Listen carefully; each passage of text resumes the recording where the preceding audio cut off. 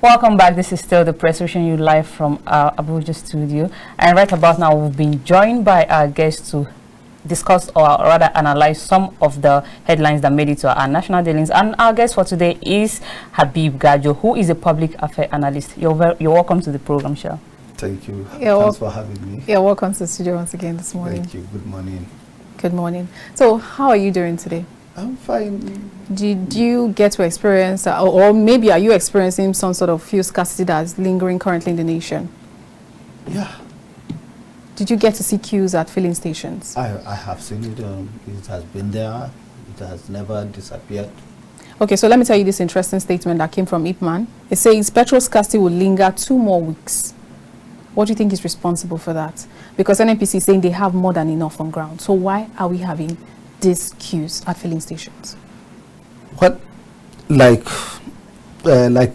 every day, every year in Nigeria, every president, every government, the GMD of NNPC, Chairman Ipman, they always give us wrong stories. You understand? Covering their own shortcomings and mishandling and sabotaging the oil sector, the economic of Nigeria, and so on. I didn't see. You see, the reason why I include even the president.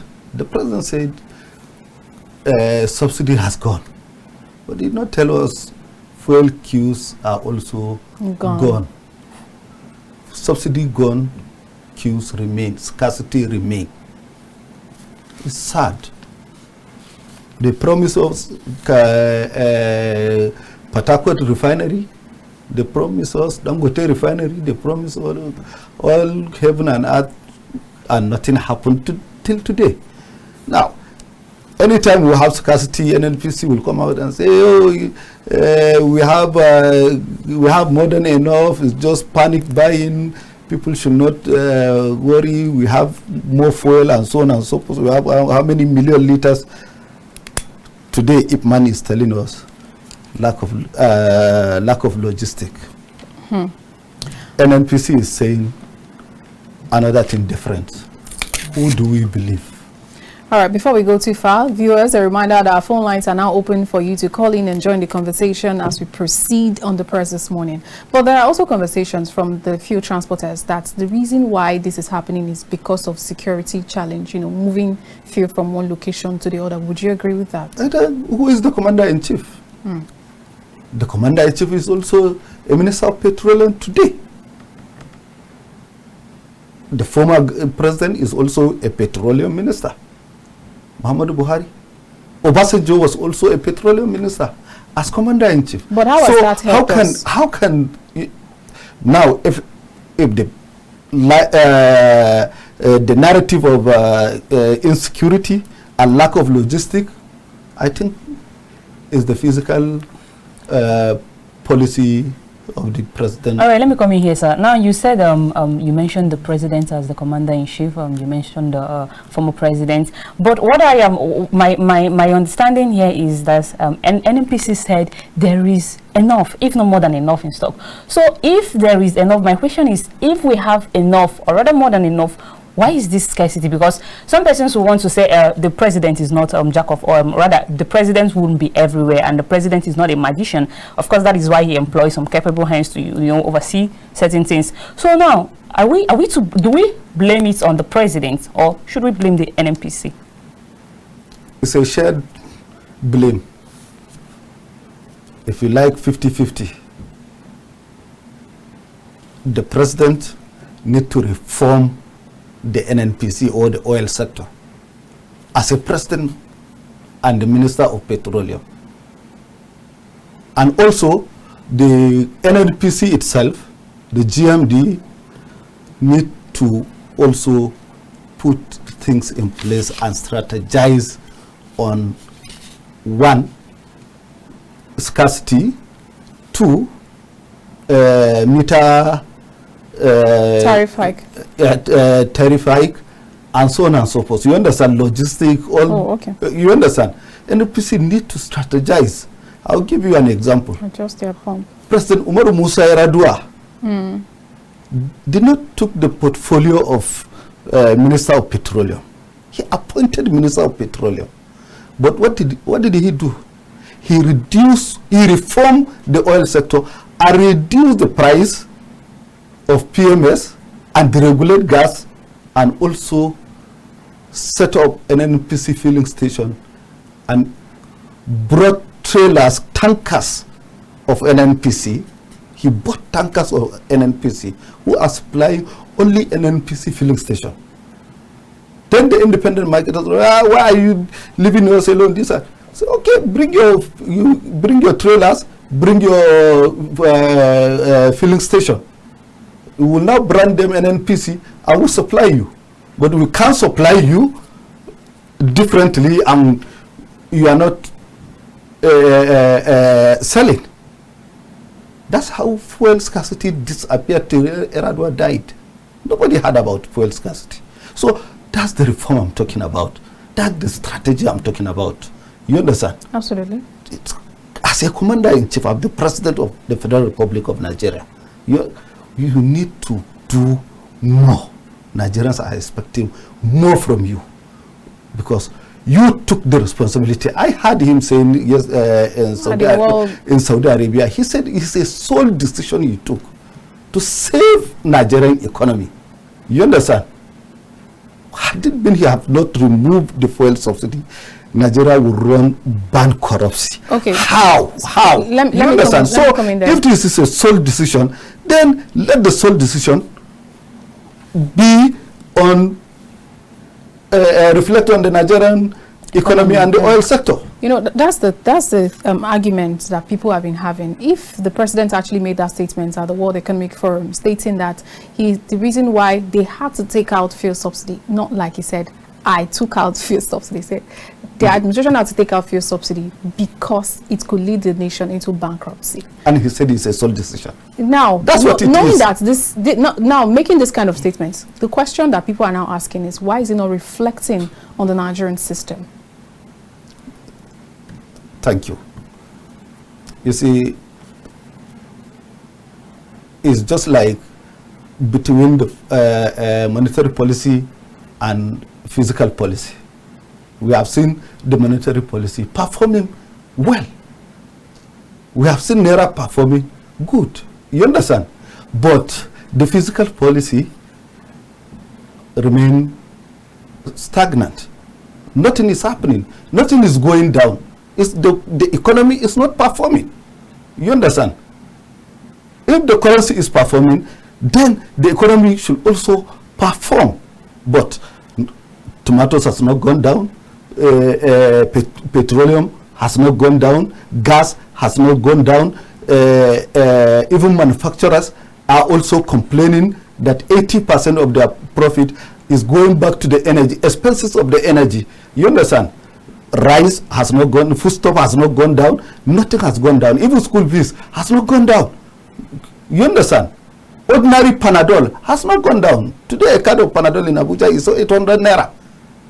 You understand? So tell me how the economy will perform without why the Naira is performing and the economy is not performing. It has to reflect in the reality. You understand? Okay, so let me ask this question, because I know you are a businessman, so you know how these things actually operate. So who's to be held responsible for this? Is it the government or Nigerians that actually do not allow the realities of the times reflect in their businesses? For example, I was in the market on Saturday and I was trying to get something from a particular store, and then the woman came in and came to meet the person that she left in the store, the salesperson, and said, put for 5,000 on everything because I heard dollar is going up. That's the word. Put for 5,000 on everything. And I was like, these are items you've bought before. So why would you just randomly come and say you want to increase the rate? In fact, she told me, like a threat, if you step out of this store and you come back, that 5,000 applies to you. Well, let me add to that, sir. Before, I think you should take this in addition. Why we still talk about the fuel scarcity in Nigeria or some of the states, I've been thinking, what is happening to our refineries? Aside the fact that that of Dangote has promised to commence sales very soon, what do you think, or rather, have you ever thought what is happening to our refineries? Are they actually working? Well, to start with, Olamide's adding of price or who to blame, you understand? You can't push blame. You can't keep blaming. You understand? You have to be proactive, not reactive. Proactive now, what sense? Yes, so the government need to proact. That is why I said the economy is not working. Had it been the economy is working, it will defend the price of commodity. So are you saying in, that in the market? You understand? But we also have marketers or business people who capitalize on foreign exchange. I was going to credit you to the fact that you once said the economy was working, but let's quickly take this call because it might also be a caller trying to remind you of your statement the last time. Oh, I think we missed it, but I'm with you now. You understand? So we are Nigerians, you understand? We have also okay, please give us a minute. Let's quickly take this call. Hello, good morning. Hello, good morning. Good morning. You're welcome to the press. Please tell us your name and where you're calling from. Yeah, this is Akim calling from Lagos. Good morning, Mr. Akim. Good morning, Hakim. My friend, Mr. Gajo, is my friend. Long time. Yeah. First, one thing I want to mention here is I comment his suggestion about Yaradua time when he set up the NFCC's refinery stuff of the thing. It's a good idea anyway. That is that on that aspect. Then about the Mr. President's statement. Look, the thing is that Nigeria, we don't have any other two ways out of this problem. We have to be patient with this president. These are the reasons. Before even Buhari himself came to power, Nigeria has involved itself into so many unnecessary, unreasonable borrowing. And utilization of this money that have been borrowed were bastardized, were not used effectively. So many governors, so many politicians, whatever, embezzled this money without any accountability. Now, after the PDP era, came the Muhammadu Buhari that we thought, including myself, that he was a messiah. But unfortunately, despite the fact that I love him, he was a disaster. Not him, but his administration was a disaster to this country. Now, please, you need to be mindful of your words, though. The reason why, he's right, it's a disaster. I say we have to be patient with this president is that a lot of things have gone damaged. So I hope you can hear me. Absolutely. Okay, a lot of things have gone damaged. We need you to round up your thoughts now. To say that removing the fuel subsidy is to avoid Nigeria going bankruptcy, he was very right. Okay. The reason why it was very right is that why should we, because a lot of money has been borrowed. So we'll be borrowing to be subsidizing the richest. Because even the subsidy that we are saying, yes, the price was down, but a lot of them, the crude oil, have been smuggled out of the country, which is benefiting the just very few people. All these things that are happening are policies, and it is when all across the north and the south will come together and think in the right direction. Okay. Yes. And this present administration themselves, they have to be more accountable to us. All right. The fact that I'm supporting them doesn't mean that they must be more accountable, but let us take issue of politics out of it. Okay, thank you. It's time to work. Mr. President is working toward it. All right. I love the state, and the fact is that those people that embezzle our money, we need to land on your thoughts now. EFCC must take them out. All right. Thank you. God bless Nigeria. God bless you too. Thank you for your contribution. Now he's talked about the subsidy removal. There are also questions of, is subsidy really removed? Because we have the dollar rates skyrocketing, coming down, going up. It's almost as though there's really no difference. Yeah, you know, in every market, in every business and all currencies in the world, gallop, you understand, stagger and up and down is normal in exchange market. You understand? The economy is always also galloping. You understand? Sometimes you have a high increase of inflation, lower increase of inflation, first quarter, a month, and so on. You understand? That's is not applied. You understand? By it's not unique to a country. Yes. Now, going back to let me sorry to cut you short here. The caller just said we should be patient with Mr. President, that Mr. President is working. Do you agree with that? Yeah, I agree with that. We are also patient. Are you not patient? You said he's not reflecting, so how do Yes. You see, the reason why we are talking, because we want him to hear us. You understand? Do better. We want the government to hear us. Some of these executive members you are seeing, some of them are not even understanding the economy. Some of the politicians are just speak anyhow. You understand?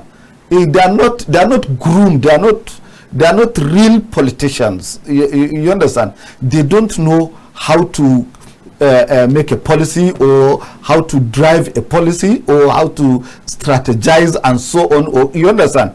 And some of them, they don't even know how to do opposition. Okay. You understand? Lack of opposition is one of the things that contributed to all this thing. You understand? Had it been there was a strong opposition, the government will be hearing from the opposition. No, we are not doing well here, but we are doing good here. You understand? Now, to my friend Hakim, I quite agree with him. You understand? Okay. But I want to remind him, before Obasanjo 1999, Nigerian debt was over $35 billion. Obasanjo settled almost $18 billion, and debt relief were applied and cancelled. We became debt-free country. Even though it did not seem like that went well, because there were also arguments of why would they go and call for that kind of debt pattern. I'm coming. You understand? Now, when by the time Obasanjo left and Eradua take over, yes, we are still almost debt-free. Okay. It's during Jonathan that we start having Boko Haram insecurity and so on, and he start borrowing to purchase arms. I think Jonathan left $6 billion debt to Nigeria. Okay. That's what he's handed over. And what did Buhari accumulate and left? Almost $37 billion. You understand? Tinubu came in and he's also started from borrowing. He borrowed 2.2, he borrowed 1.5, he borrowed 1 million, he borrowed 800 million, he was borrowing. And even last week, the Minister of Finance said they have applied for a loan of $2.2 billion to support the foreign exchange security and so on and so forth. You understand? So this is what we are saying. You can't push blame and do another thing. Now, as a party, as a government, they need to have a caucus. They need to have a board of trustees that will advise them. You understand? Okay. This is our policy. You see, in PDP, they have policy makers, they have policy document, they have what it takes to manage the economy. You understand? Oh. That is why inflation did not hit too much. Now, when you come back to APC rely on manifestos. I'm looking at you understand? They have manifestos. They rely on manifestos. Sorry to cut you, Mr. Gajo. I'm looking at the irony of they have what it takes to manage the economy, but they don't have what it takes to manage their party. Exactly. I was going to say that. Yeah, definitely. You understand? You see, some politicians are interest-based driven politics. You understand? What are we going to get? What are we? Because all this you are seeing, there are new breed politicians who are decamping here and there. You understand? The real founding fathers of the party still remain. They are still there. And they are still holding on their party. Please, who are and those, if you can give us examples? Somebody like Olamide is still there. Okay, I thought you Olamide is still there. Okay. You understand? I thought you would make reference to many of them are there. Flag bearer. I thought you would make reference to people like the party's flag bearer. They are all party flag bearer. I think we're still there. You understand? He's been going and coming. Yes, but he's still there. You understand? Okay, that's what it means. We still have them. Do you still have Wike in your party? Yes, I'm Wike. He's still a PDP member because he attended even the last NEC meeting. You understand? Yes. Is he still a loyalist? Why did he attend? He's a loyalist. You understand? He wrote to the party before taking the appointment. And we are Nigerians. When I said I want to serve my country, you understand? It has gone beyond personal interest. You understand? Everybody wants to serve his own country. We agree. So that's what it is. That's what it is. Now, coming back to your question of increase of 5,000 naira because it was the just woman an that example, yeah. You see, those are the ones that are sabotaging the economy. You understand? Picking advantage on any single thing to hike the price. But the original price of every commodity, all of us know. We are all aware. Look at, if you carry yam from Benue to Abuja to Kano, the cost of transportation, the tax, you understand, reaching to the market, we know how it costs. You understand? Very so well. if you think is you can just overnight and increase the price of yam or a basket of tomato or potato or rice, I think you are. I think it's wrong to defend that on foreign exchange. Mr. You understand? Let's just say that's a physical part of the economy. I have one more question before we move to probably the next headline. Now you said everybody is aware of the price. Some persons are not aware. And now at the end of the day, the average Nigerian, or let me just say the ordinary Nigerians are the one who suffer the heat of all this, because if you say we are all aware, sorry, but I'm not aware. Now, are you of the opinion that the government should regulate the prices of commodities? Because I once say that when I went to the market, I said I think we don't even know who to blame again, if it's the government or the marketers. And they said even the government cannot regulate it because they are not the one who bought their items for them. So, do you think the government should regulate the prices of things? Mercy, let me help you. The CBN governor Yemi Kados said Naira is undervalued. And he proved his point. Naira is undervalued.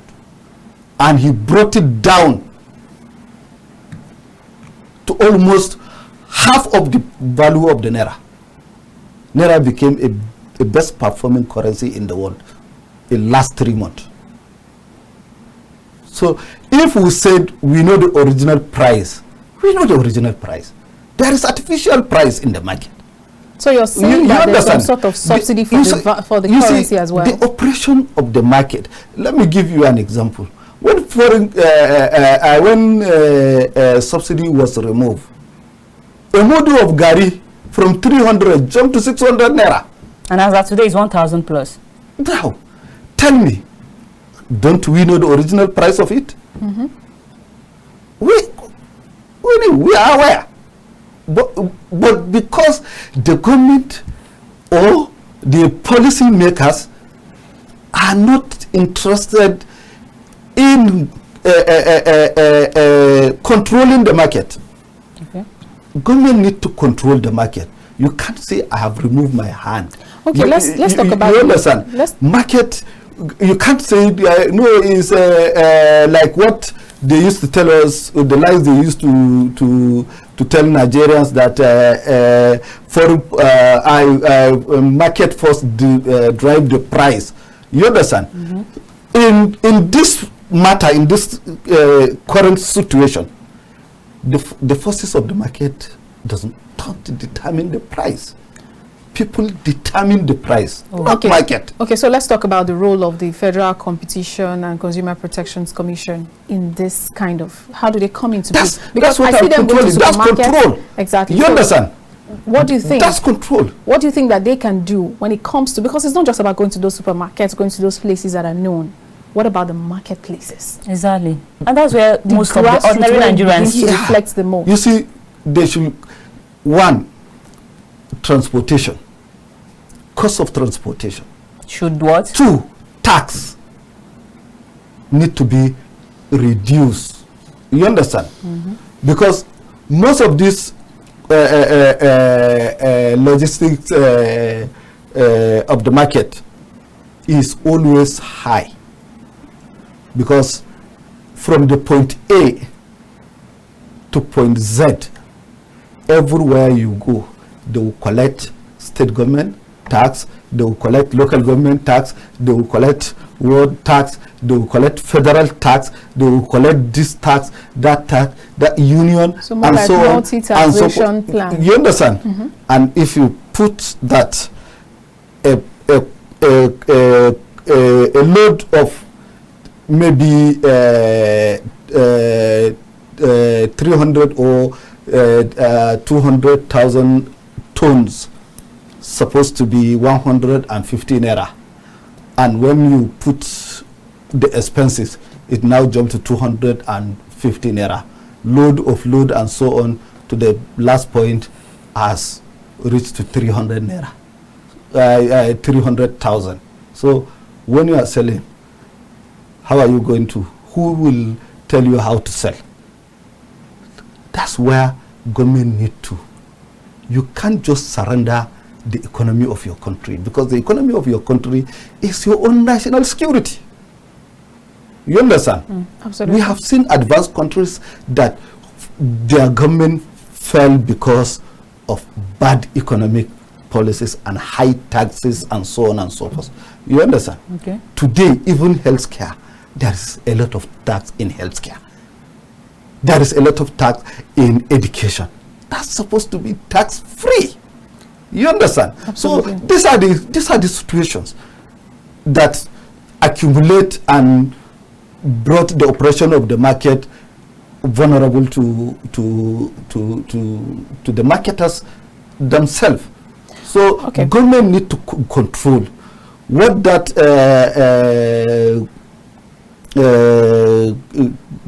PCC, FCCPC, Federal Competition and Consumer Protection Commission. What they need to do, they should now start reducing tax.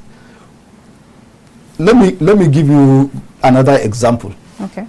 If you are importing goods from Nigeria, from outside to Nigeria, go and check the custom duty. You will see the price, the tax is being charged by a dollar rate of 1,500 naira. No, but it's dropped to 1,164 naira. 1,164.84 naira per dollar. I'm saying custom duty. Okay, this is import duty. Import duty. Yes. You understand? It's 1,500 500 naira, and they have been increasing it like 4 to 5 times. You understand? So you don't expect the economy to perform on this high tax. They need to bring it down, and they need to control the market. You understand? Okay, so before we move away now, today is 29th of April, which makes it 11 months of removal of fuel subsidy, 11 months of President Bola Ahmed Tinubu's administration. And conversations are still that they are making efforts to cushion the effects of the removal of fuel subsidy. What's your take on that? A move that has not been successfully made in 11 months. What's the hope? Yes, because it was just taken without considering other aspect of the economy.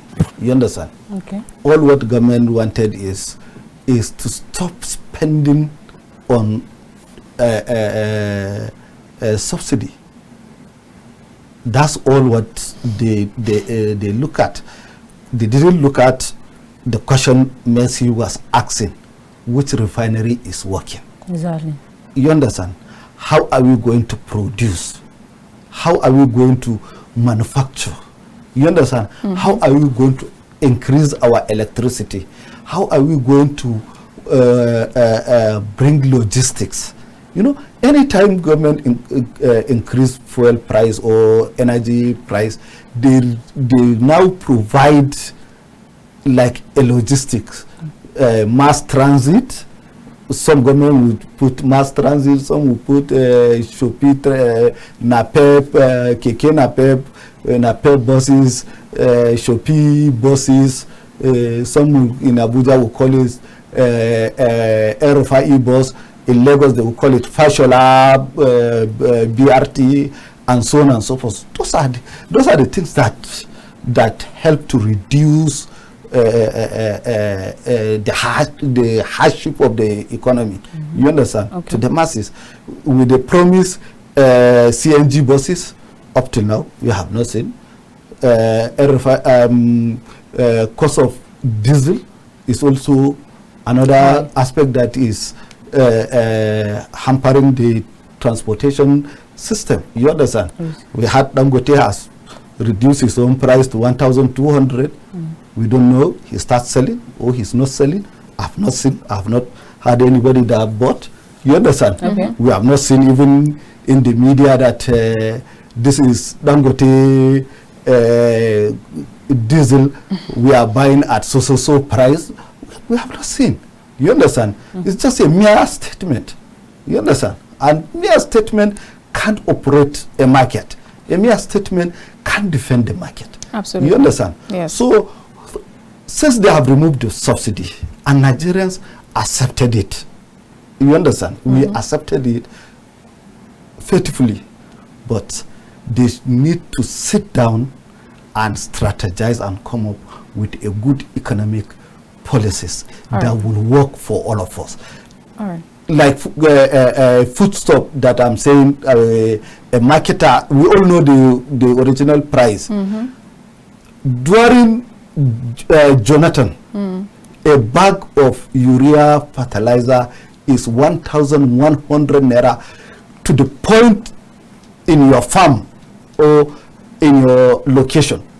1,100 naira.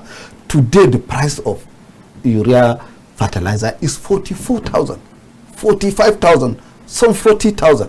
So tell me, how can a farmer will afford to buy 20, 30 bags? Okay.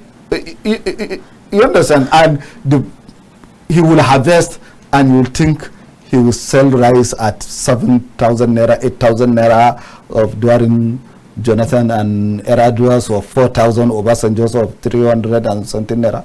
No, it can't. Okay, so let's move It on can't to be other possible. stories on the paper for the next 5 minutes. It says there are calls for new constitution.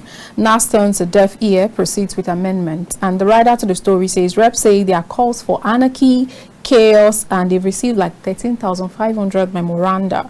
And according to the Senate, it says reforms will be taken seriously. There are lots of conversations around having a new constitution. We've been amending. Now there are calls for let's have a new constitution. Let's make inputs. There are lots of things that our constitution needs to give room to. But now reps are saying, no, we're moving on with amendment as usual. What's your take on this? The amendment is to give the boys what to eat or how to make money. You understand? How's that, sir? Yes, because there is money in it. Tell me, which National Assembly that came to Nigeria without amendment and constitutional confab and so on, restructure Nigeria. What have this restructure up till today? Even the National Assembly themselves have not restructured themselves. Talk more of restructuring Nigeria. A president who did not restructure his government, how can he restructure Nigeria? That's just deceiving people. There is nothing of constitutional restructuring and so on and so forth, or constitutional amendment. So and, are you so trying to say? Are you trying to say that the lawmakers are incompetent of? Yes, they are incompetent. The executive are also incompetent. Okay, so you understand? My question when you talk of security, we know who manages security. We know the operation of the security. Okay. You understand? We know how much we spend on security. Why is it not working? Why do you want to go to our constitution and say we need we must have a state police, and the northern governors will gather themselves in America talking about security of northern Nigeria in America? Have they secured Israel? Have they secured Iran, Iraq, Afghanistan, and so on? Syria? People are dying in Syria. They are in America Security Council table. If you see their table, eating and drinking, whining and talking about people who are dying, women and children and so on. Okay, and so on. So we don't get to digress too much. You understand? So what the House of Representatives need to focus is to focus on lawmaking. You understand? Effecting the law, making the law. You understand? Executive is to implement. Exactly. You understand? Yes. So why executive and the legislature will not come together and work for the good of Nigeria? But why are they always having a diverse interest? Some are religious, some are tribal, some are ordinary sentiment, some are personal interests. That's not what we. But Mr. Gajo, let me get in here. You and I know that over the years, implementation of law in Nigeria has always been a serious issue. Like it's almost impossible that we come across implementation of law. So you just spoke about implementation. Over the times, we've had series of laws that have not been implemented. So what's your take on that? That's what I'm saying. They should come together and work together. You understand? They implement. Judiciary is there. You understand? And now look at how the bad lawmaking and implementation has affected the judiciary. You can't get justice. Even the judicial officers are suffering. You understand? Okay. They are also affected of these bad policies. They can't give justice again. There is no justice. That's what it means. And let me tell you, if there is no justice in your country, nobody will come to your country and invest. Okay. You understand? Yeah. Because when something happened, he can't get justice. Okay. That's what it is. Today you invest $600 million investment or pump it into the economy based on this policy. By the next 2 to 3 weeks or 3 months, the policy has changed and has liquidated your investment. So I think we need to be serious. We need to be serious. Talking about we needing to be serious, it looks like maybe not just Nigerians need to be serious. Most of the political parties also need to be serious. Looking at this headline on the Daily Times that says why political godfathers, godsons disagree, coming from Senator Suswam, and he says moles and betrayals are destroying PDP, and that's the reason. And he has reasons or implied reasons why he said the party derailed after 16 years in power. Help us make sense of this, because I understand you used to be a member of the PDP. I don't know if you still are, except you help us clarify that properly. I'm still a card-carrying member of PDP. Okay. You understand? Let me tell you, you see, PDP has gone through so many things. Like what exactly? Nigerians don't know those things that PDP has. Okay, let's get the reason why you derailed. You see, first of all, the problem of PDP started when they start supporting Buhari against President Jonathan, and this thing started from northern Nigeria. And the PDP of northern Nigeria that has supported Buhari to become a president are still the one that PDP did not still close the gap. That's what it means. Secondly, the agreement and the disagreement is still also based on personal interest, not in the party interest. You understand? Not on general interest. For example, we had a NEC meeting, and all what has been discussed and agreed on that meeting is the part to defend the party and the interests of the party. We are here for our party and Nigeria, not for your own personal interest. People raise issues of anti-party and so on. They say, no, we are not here for anti-party. We have set up a disciplinary committee. The disciplinary there has been a disciplinary committee. It's a standing committee.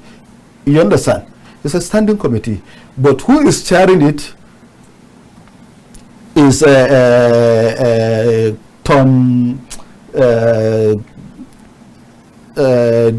this man from Edo, Tom Ikimi.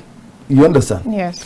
Now they have to look at, restructure or form or rebuild that committee, because most members of that committee, some have died, some have retired from politics. You understand? Okay. Some jumped to another party. So that standing disciplinary standing committee need to be restructured first. Then we'll now look at into anti-party activities. You understand? There is a lot of allegation anti-party in Abia, Rivers, and so many states like that. You understand? So that one will also be looked into by the time the report is out.